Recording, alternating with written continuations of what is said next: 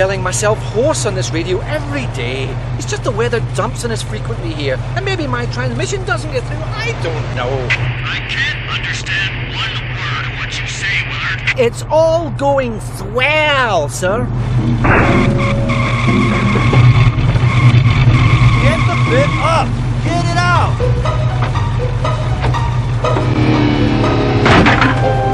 Turn it off! Off! Hey! Switch it off!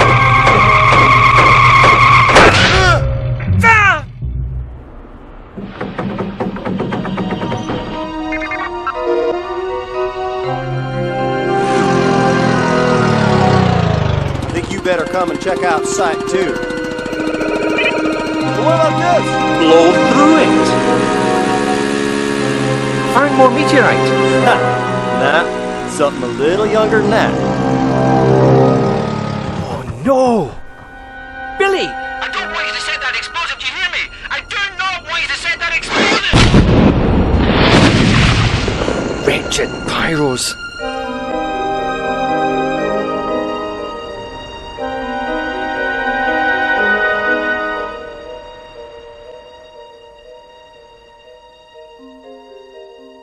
This place has a busy history.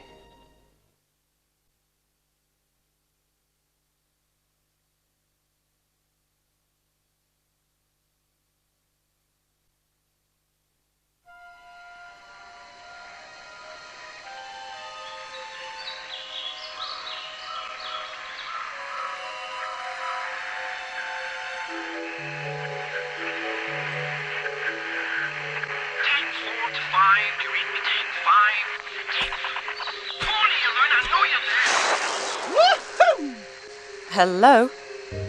Hello? What? What do you want from me now? Nothing that taxing. Are you alright? Well, if you'd all stop, I might be just fine. Just 100%. Just... If you'd all stop, who are you talking about? All you, hundreds of you, talking and chattering and breaking my brain up. Well, I'm not quite sure where you're coming from, but I just want to know about the Infada artifact. In the temple up there. Voodoo magic and all, huh? I don't touch this stuff myself. It's not voodoo. Look, is there anyone else here with you? Yeah, Randy and Rory. Randy and Rory? Where? What are you all doing here? Well, they're staying put in that temple. I told them not to. I warned them first. Not doing much now, I doubt, under half a ton of mudslide. Me. I'm leaving. Next bus out. This jungle has rooted enough rot into me. I'd offer the same advice to you, but you don't seem like the type to take it. To care if I said you're gonna die in there. Yeah, die.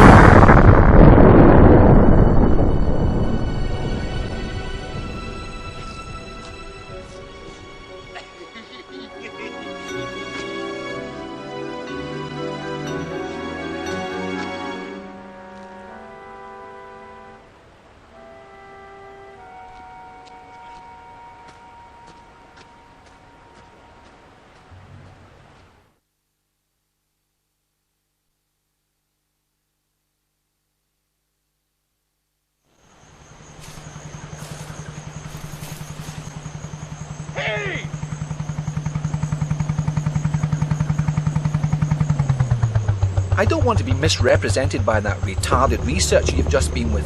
Lara, I'm Dr. Willard.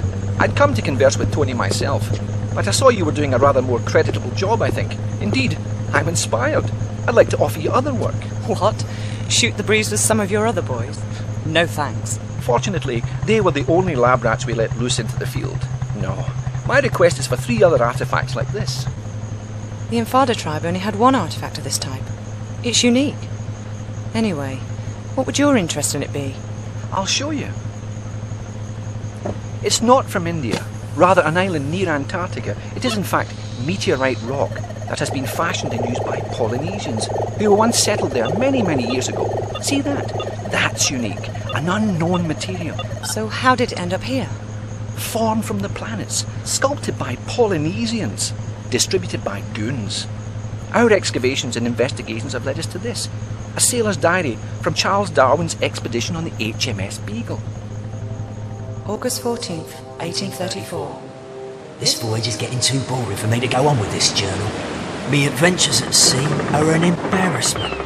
The only tales I'll have to tell are hours of bird watching, picking and pressing flowers, following them blasphemous ideas of the governor, Darwin. But this don't even concern me now. I just want food, something more than vegetable broth in me. Today we 5 have made a pact.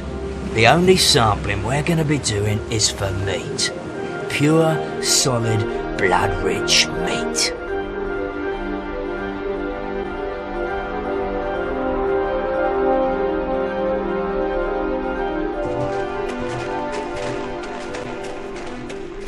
The snow's run out. The tracks have gone. Just keep going. We're on its trail.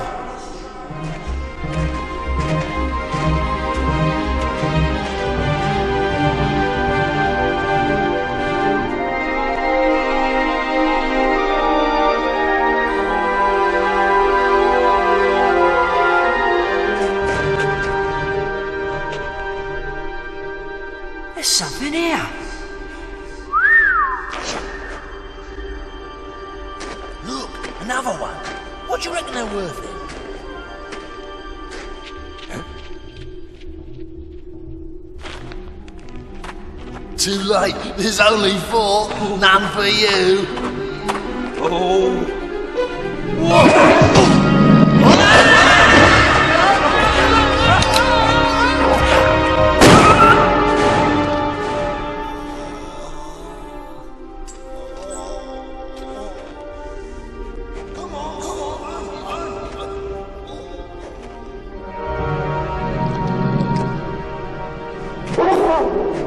Stephen! Faster! Dig it!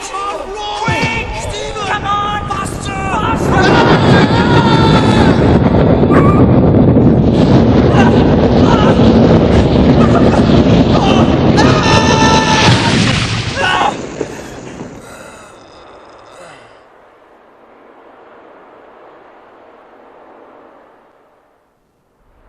Nobody better say nothing about this to the governor, else we'll be back having to hunt down that creature for his samples. Paul fell down a crevasse, okay? Okay, Stephen. Amen. Stephen was to be the only survivor of the 4. When he arrived back in London, he superstitiously sold off his artifact, having seen his pals murdered or killed with theirs. One here in India, one in the South Pacific, and one in Nevada. The places where I'd like you to go. Sounds good to me.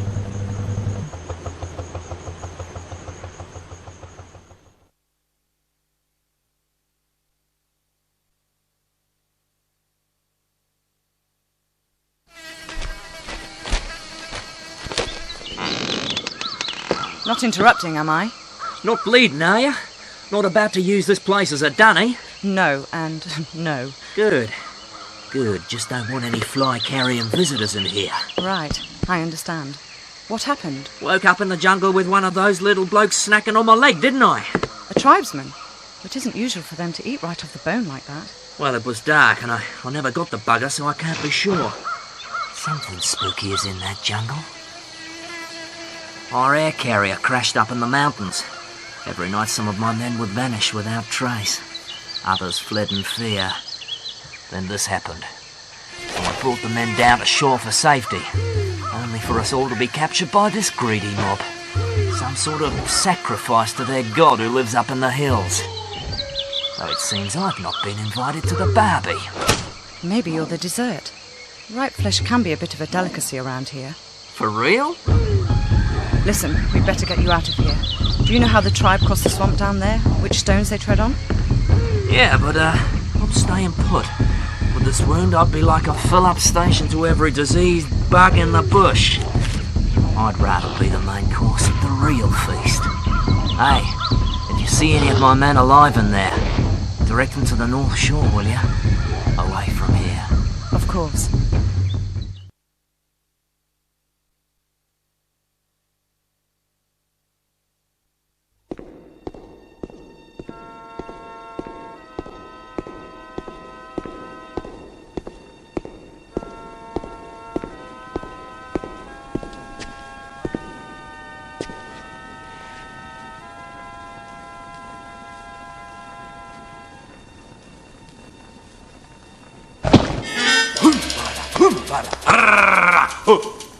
Is well for you. Me fasting this day.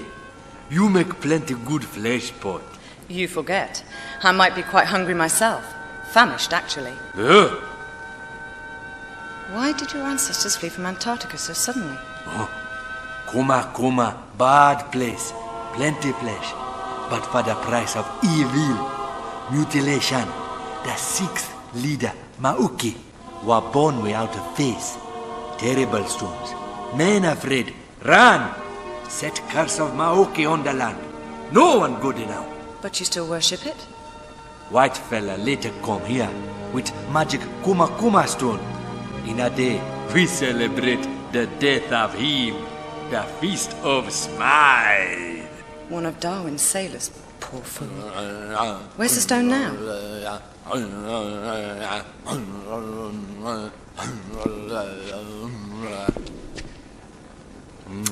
He lucky fella that kill you.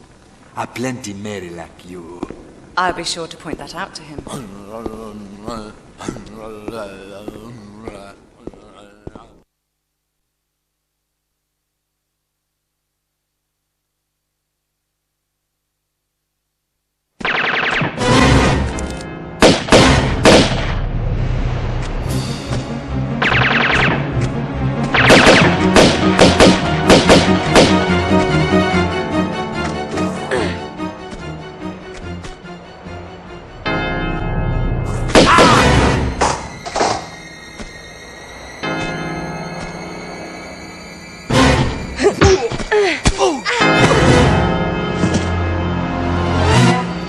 Who are you working for? What? You heard me. I didn't, honest. What did you say? I said, who employs you? Ah! Miss Sophia Lee!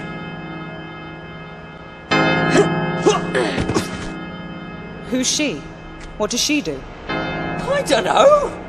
Really, I don't. I just shoot people for her. A commendable work ethic, I guess.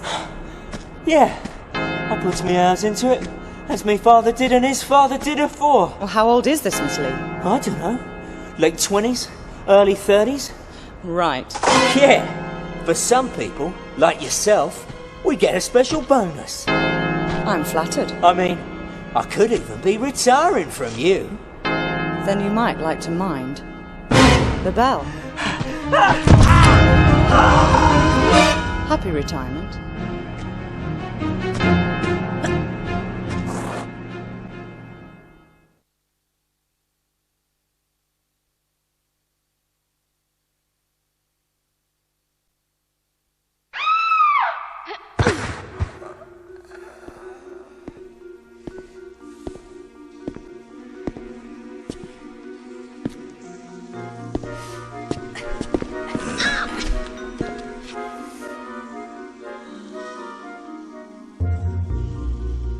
So, you must be after Miss Lee then? Business, not pleasure. Though obviously not for revenge, man. You've hardly got the face for that. And you have? How moronic a question is that, eh? I don't even have a face, man. I came down here looking for work, and what do I get, eh? But Miss Lee's cosmetic company and her lab assistant job. No experience necessary. Good wage, accommodation with it. Aye, locked in a flotation tank for days on end in some fetid syrup. And when we come out, 'cause lots of us applied like, no face or flesh, man. And a bootin' doing the waste disposal shoot here. Presumed deed. Some kind of failed experiment, then? Oh, very much.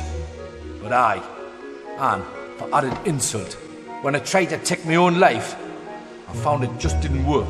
You mean Sophia's testing some sort of immortality power, along with her own brand of facelift? Why, aye, man. Everlasting beauty. She's obviously not fully worked it out yet, but she takes the best results for herself. See, I don't care what your business with her is. You can't be any more shiftless than what she is. So I'm gonna go out of my way to help you. That is, after you've done something for us here, like. Very generous of you. What do you want? A bottle of that mummy preservation stuff from the Natural History Museum. Embalming fluid? Aye, for rotten flesh you can't whack it, man. The museum's pretty interesting, I'm told. You'll like it. So why don't you go yourself? One of them Egyptian lassies there is a bit pissed off, like that she didn't get immortality the way she wanted it. And seeing as we've done better than her in that department, I didn't care to imagine what curse we could get given any worse than what we've got already, like. You'll be fine though, pet. You die easily. Thanks.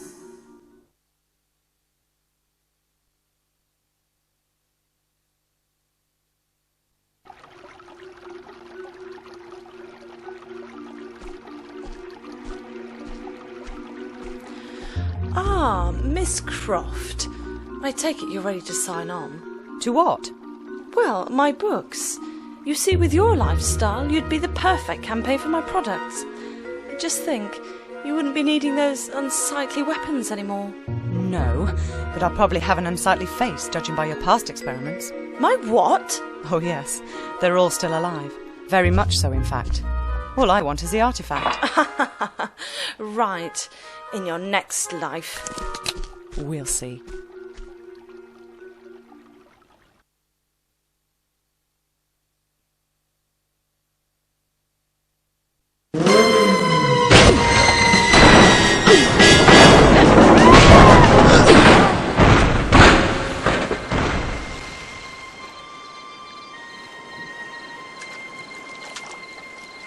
You crazy geek freak.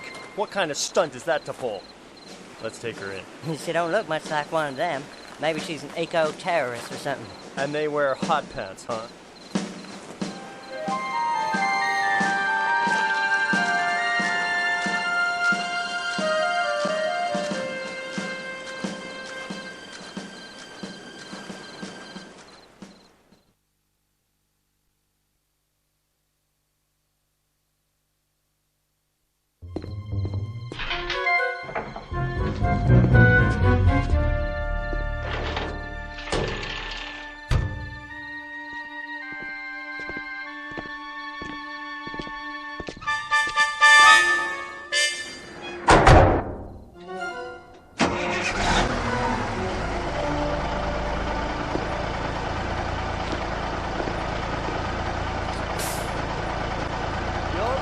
Okay, see ya.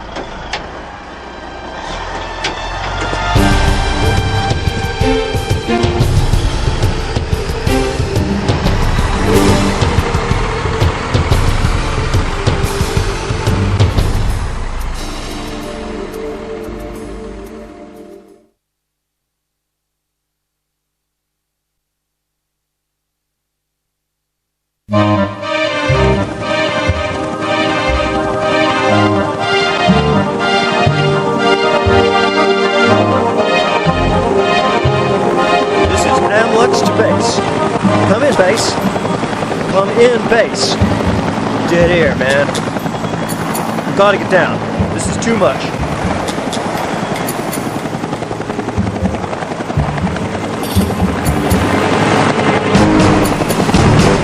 Hold on back there.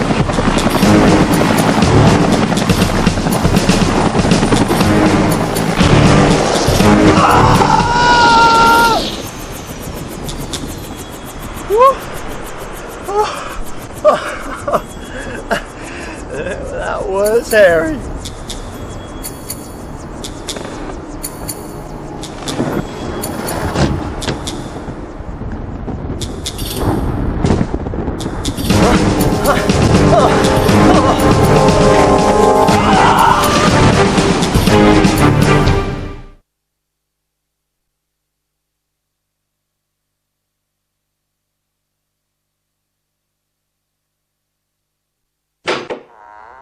Oh, aye, come in.